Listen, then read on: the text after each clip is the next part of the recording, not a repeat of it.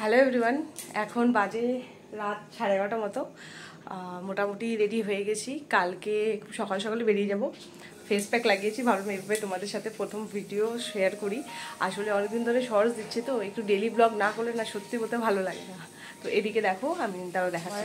Handbag ready, এদিকে handbag ready হয়ে গেছে, আর এদিকে লাগেজ মোটামুটি রেডি। এই যে একটা, এখানে একটা, আজকে তো এরাও যাবে ওই বাড়ি ঘুরতে।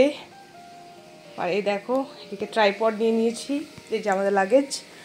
আরও কিছু জিনিসপত্র নিয়েছি, সেটা কালকে তোমাদের সাথে শেয়ার করব। তো চলো একবার দেখে।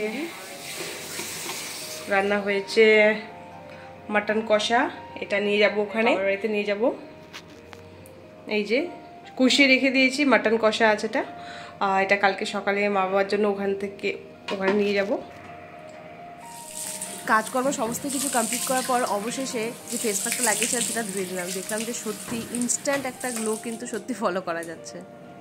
ডিনারের মধ্যে এখন মাংসগুলোকে আমরা প্যাক করে নিচ্ছি। এটা আসলে একটা প্রেশার কুকার। আসলে টিফিন বক্সে না যত এয়ার প্রুফ বলুক বা লিক প্রুফ বলুক, একটু না একটু তেল পড়ে, তো তার জন্য এটার মধ্যে রাখা। এটাই হলো কারণ।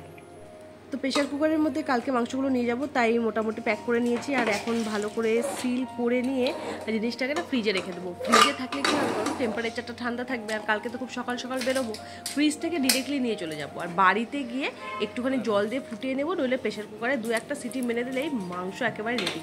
আর বাড়িতে অলরেডি অর্ডার করে দিয়েছি ফ্রায়েড রাইস আর মিষ্টি কুমড়োর বড়া করার জন্য। কালকে সকালটা জমে যাবে। হ্যালো, এখন সকাল 5:45 মতো বাজে। মোটামুটি ধরো রেডি হয়ে গেছি, এখন শুধুমাত্র ড্রাইভারের অপেক্ষা। Packing complete. এদিকে এদিকে এদিকে সমস্ত কিছু হয়ে গেছে। দাদা তোমাদের একটা ব্যাগ, দুটো ব্যাগ, 3টে ব্যাগ। এই যে বর মহাশয় রেডি। বাকি ঘরবাড়ির অবস্থা এই থাকলো। এই যে এখানে মাটনটা আছে, আর এখানেও কিছু জিনিসপত্র রয়েছে, সবজিপাতি গাছ, এগুলো সব নিয়ে যাব। এগুলো ওখানে গিয়ে খুলে দেখাবো তোমাদের। আর দেখো কটা বাজে, 6টা বাজতে 15 মিনিট এখনও বাকি আছে। এত তাড়াতাড়ি উঠে গিয়েছি, রেডি হয়ে গেছি। আর এই যে রাধা রবীন্দ্রনাথ ঠাকুরেরও দর্শন তোমাদের করিয়ে দিই একবার। আর সকাল থেকে এই বিড়ালটা কিভাবে যে বুঝতে পারলো যে আমি মনে হয় বাইরে ঘুরতে যাচ্ছি, সকাল থেকে পায়ের কাছে এত বেশি ঘুরঘুর। আর ঠিক এত সকালেও কিন্তু ও আসে না। দেখো কি পরিস্থিতি করছে।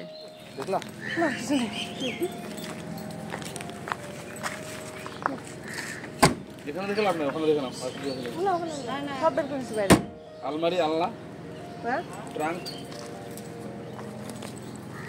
বসলাম আমি। ফাইনাল ড্রাইভার দাদা চলে আসলো, আর জিনিসপত্র যা ছিল সমস্ত কিছু প্যাক করে নিলাম। ফাইনালি নিজেকেও গাড়ি প্যাক করে নিয়ে রওনা হলাম বাবার বাড়ির উদ্দেশ্যে। খুব সকাল সকাল বেরিয়েছিলাম, তো বাইরের পরিবেশটা সত্যি মানে যাকে বলে জবাব হবে না, খুবই সুন্দর ছিল। কিন্তু পরে পরে যেভাবে মানে গরমটা বাড়লো, হাতে একটু বিরক্ত লাগছিল বটে, কিন্তু বাবার বাড়ি যাওয়ার খুশি বা আনন্দে তো সমস্ত কিছু ভালোই লাগছিল। কিছুক্ষণ যাওয়ার জন্য একটু চা খাওয়ার জন্য রাস্তার ধারে দাঁড়ানো হলো। আর সত্যি বলতে খুব সকালে চা খেয়ে বেরিয়েছিলাম, কিন্তু ওই গাড়িতে বসতে একটু খিদে পেয়ে যায়, তাই একটু চা বিস্কুটও খেয়ে নিলাম। আর বাইরের পরিবেশটা তো সত্যি খুব ভালো লাগছে। তারপর আবার শুরু হলো যাত্রাপথ। চললাম তো ফাইনালি বাপের বাড়ি। আর ব্যাকগ্রাউন্ড মিউজিক চলছে একটু, তার জন্য জানি কপিরাইট খাবো, তাও ভাবো।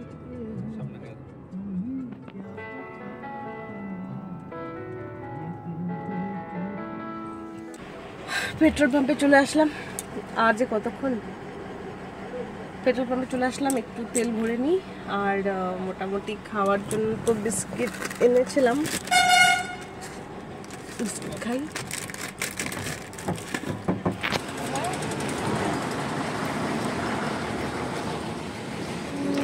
গাড়িতে গেলে না প্রতিবারই এই কালী মন্দিরের সামনে আমরা দাঁড়াই। এই যে বেশ অনেকদিন ধরে আসা হয়নি বলে দাঁড়ানো হয়নি, অনেকদিন পর মাকে দেখে সত্যি খুব ভালো লাগে। তো এখন একটু টিফিন করতে দাঁড়িয়েছি এখানে।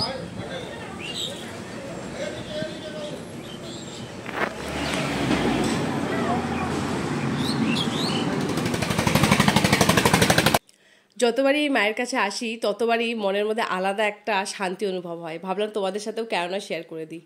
আবার শুরু হলো যাত্রাপালা। সামনে দিয়ে ট্রেন যাচ্ছিল, ভাবলাম কেননা তোমাদের সাথে একটু শেয়ার করি। আর যখনই ধান ক্ষেত পেরিয়ে চাপাতি বাগানের মধ্যে ঢুকে যায় না, তখনই ভাবি যে বাপের বাড়ি কিন্তু খুবই সামনে। আসলে এই জায়গাটা ঘোষপুকুর বা বাগডোগরার কাছাকাছি আসলেই প্রচণ্ড পরিমাণ এই চা বাগান দেখতে পাই। আগে তো মানে ছোট থেকে বড় হয়েছে এগুলোর মধ্য দিয়েই, কিন্তু বিয়ের পর তো সত্যি ধান ক্ষেত ছাড়া আর কোনো কিছুই চোখের সামনে পড়েনি। আর যতবারই এখানে আসি মনটা জুড়িয়ে যায়। তারপর তো শুরু হলো কংক্রিটের বাগান, মানে ওই চাপাতি বাগান পেরিয়েই কংক্রিটের বাগানের মধ্য দিয়ে অবশেষে বাবার বাড়িতে। তারপর একে একে north Bengal university, city centre সমস্ত কিছু পেরিয়ে বাড়িতে। আর বাড়িতে ওই দেখো আমার মা সবাইকে খাওয়ার পরিবেশন করছে, আর ওই যে ওদিকে থালাটা সেটা আমারই রাখা। তো ভাবলাম যে একটু ভিডিও করাই যাক। খিদা তো প্রচণ্ড পেয়ে গেছে, কিন্তু ভিডিও না করলে কি হবে।